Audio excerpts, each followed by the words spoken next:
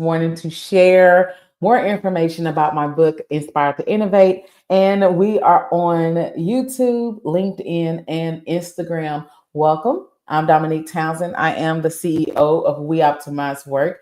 I believe that work should feel good, and I help leaders who are responsible for leading a change or transition in the workplace and get the stakeholder buy-in that they need to drive results and work within their capacity. So Inspired to Innovate is a book that I wrote last year and published last year, and it's perfect, a perfect companion for leaders if you are finding yourself not having the momentum that you seek to make in reaching key goals and objectives, and especially when it gets to a change objective and you're struggling to get stakeholders scheduled to meet with you and providing updates or getting the influence that you can leverage their influence and getting the engagement that you need. This book is key for you. So I wanted to share a scenario within the book, and then I'll walk you through more of the book itself, of the deliverables of like what are those three phases that are described in the book to help leaders like you drive a change or an initiative in the workplace. And then what are those techniques that can help you get the buy-in needed so that stakeholders are clear in how they own the role. So oftentimes there is this exciting kickoff when you talk about a new company initiative.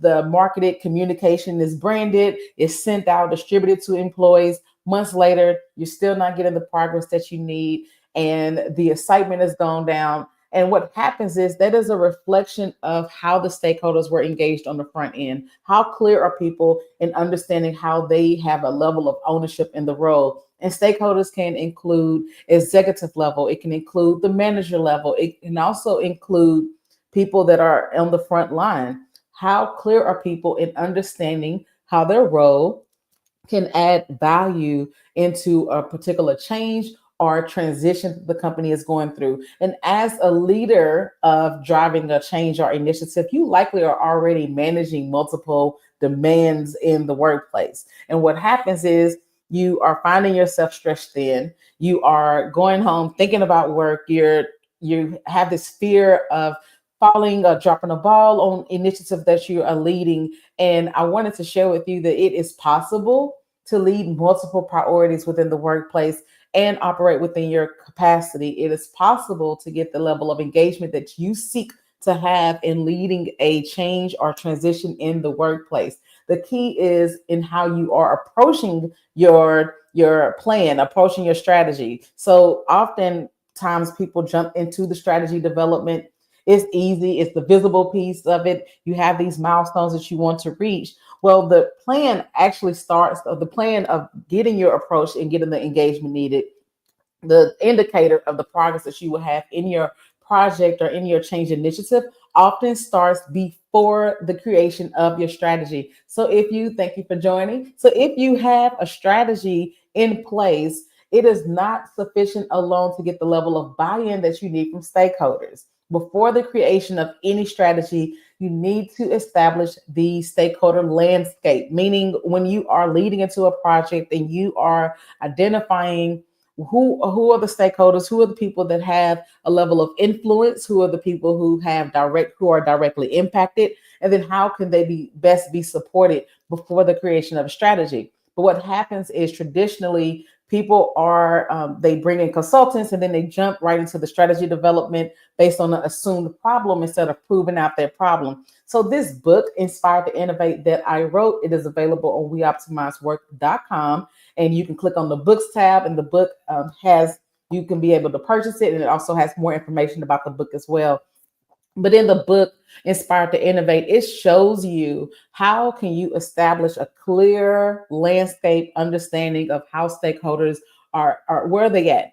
And then how can you meet them where they are at so that you can get the strategy that aligns with that. So creating a strategy often assume the problem. And some of the problems that you are assuming or some of the assumptions that you have in how people will perceive a particular change are valid. The goal is to make sure that are you informing your validation with data? Are you informing your validation with the direct feedback from the people who are impacted? Are you informing the validation that you have about project or how people, if employees are resistant, what is the information that you are leveraging to determine that? If you feel that stakeholders aren't engaged and you're finding it hard to get on their schedules so you can get the influence and the kickoff of the engagement, what happened in the front end before you started the initiative? And I know those are like a lot of hidden struggles that leaders face, that are often responsible for leading those change initiatives. And those hidden struggles is the fear of failure, and the also going home thinking about the work that you have to do, the load that you have to carry, and not getting like feeling like employees or stakeholders are empowered to share about an initiative or be engaged in an initiative. The indicator again starts right before the strategy, and Inspire to Innovate walks you through three key phases that will help you understand, how does this work? How can we establish a clear understanding of the landscape before we pursue forward in any initiative? So my recommendation for you is, before you start any project or any change initiative, to get a clarity in how stakeholders will be engaged and who are the influencing stakeholders. And this book has three particular phases that will walk you through how to establish that. Again, this is from my book, Inspire to Innovate, which is available on weoptimizework.com. And I'll have the link in the comments on the replay, as well as the website. And if you're on Instagram, you can click on the link in my bio to get access to purchase the book.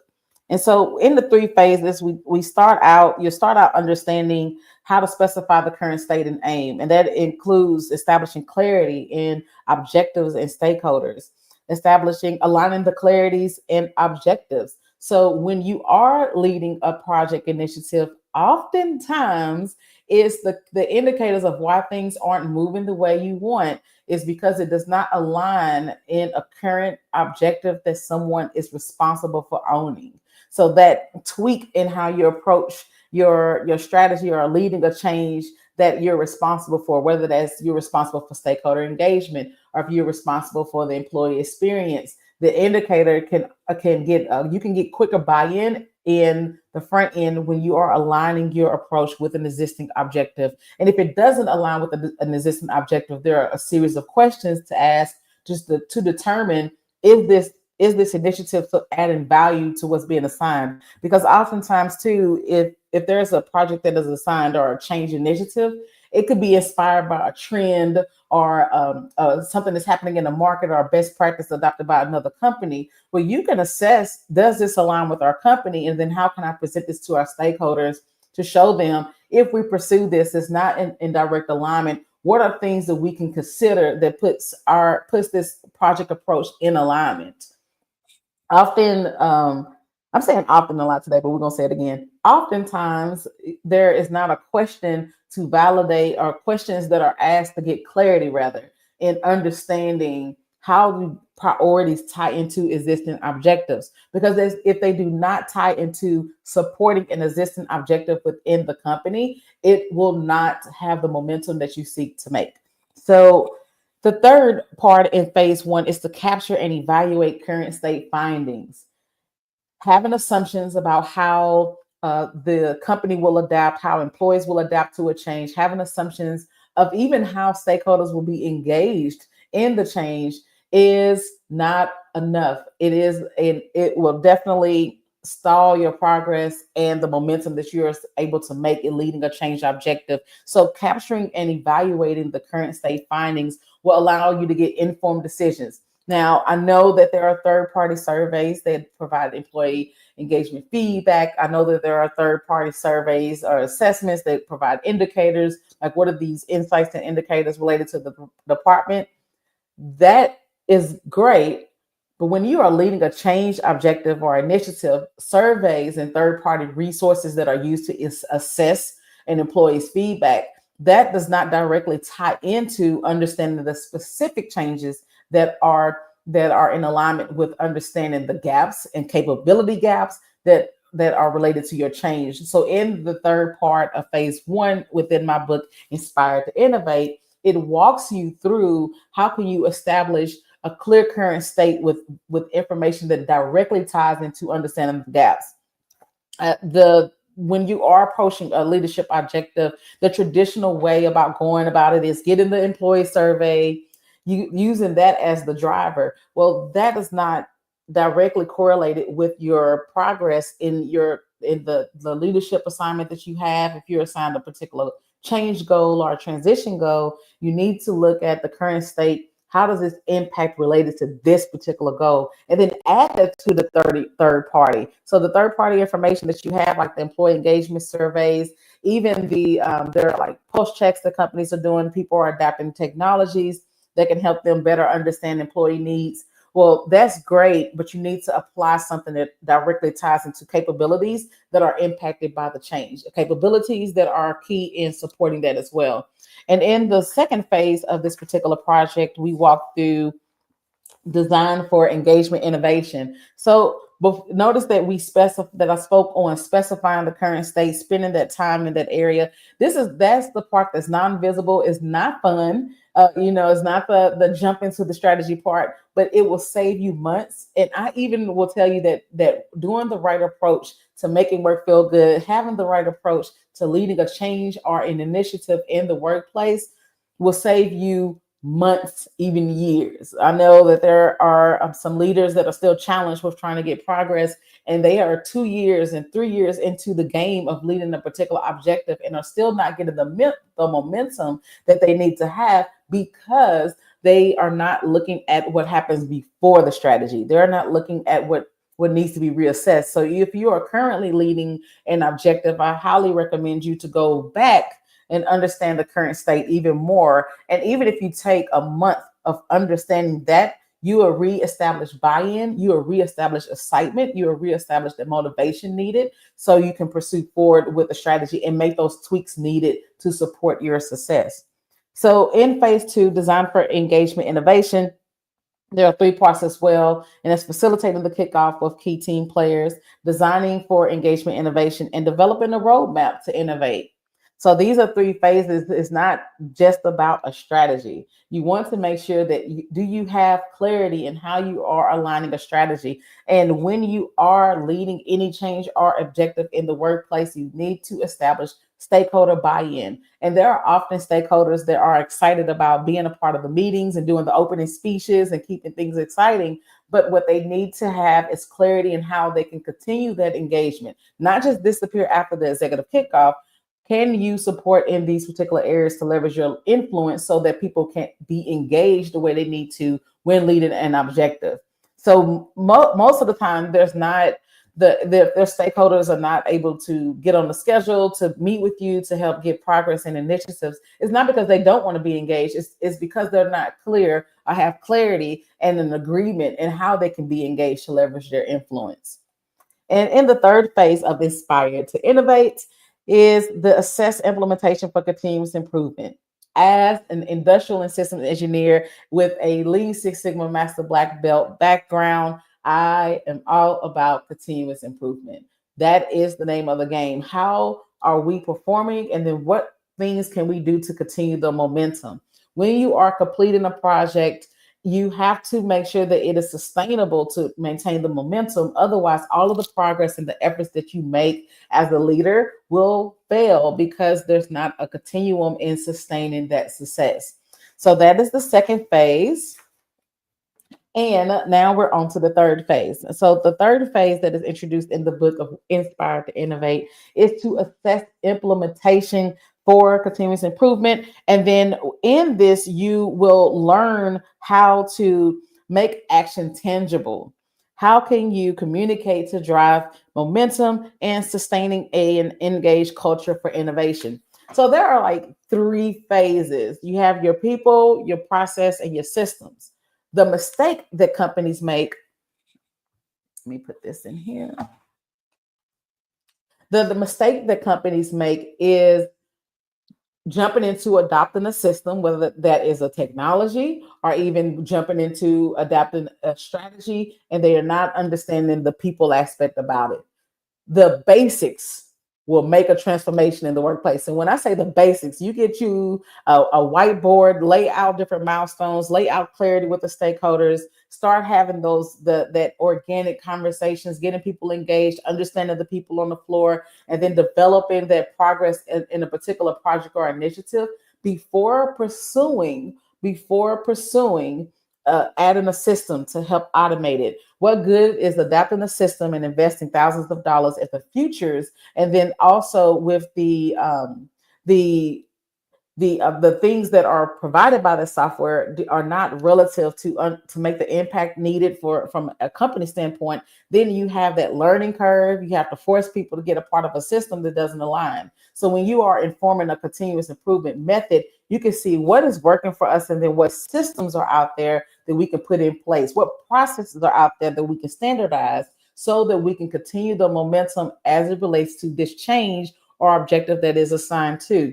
And so that is the high level overview of Inspire to Innovate. I highly recommend that you purchase this book if you are a leader who is responsible for driving a change or a new initiative in the workplace. And it is available on my website at weoptimizework.com. weoptimizework.com. And then also we want to show you that if you purchase if you're a company, I highly invite you. I highly invite you to connect with me so that we can have a curated conversation to start the awareness and level of understanding for your company to know how can you inspire innovation, how can leaders own their roles in the leadership assignments that they are assigned, the directives, the objective, and we'll spark a conversation around that. And this is the Inspire to Innovate playbook. And in this playbook, you will have the ability to apply the principles that are taught in the book, but then you can also start aligning different processes. So again, like a wow leadership process. What is your purpose as a leader? And then how does your purpose show up in the actual actions that you're responsible for carrying out?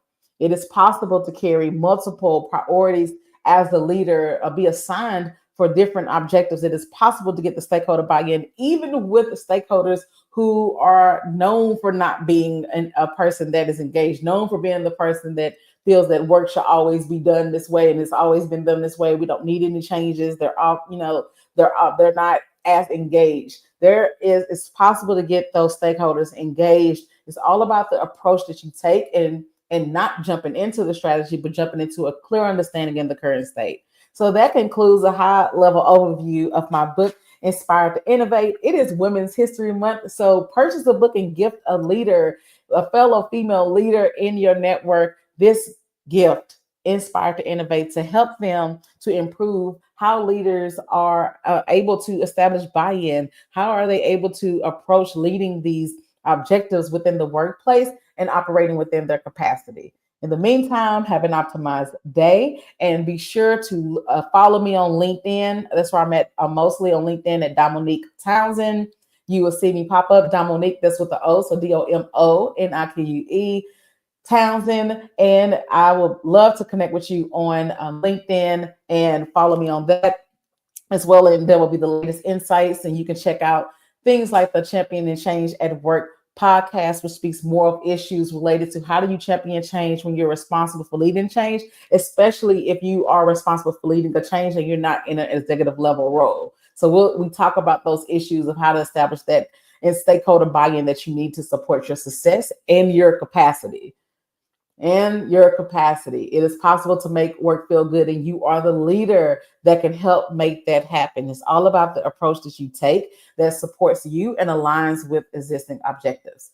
So that's all I have for this morning. Have a blessed day, y'all, and be sure to check out weoptimizework.com, which has my book that's available for purchase and more information on how you can partner with me today. Make work feel good. See y'all.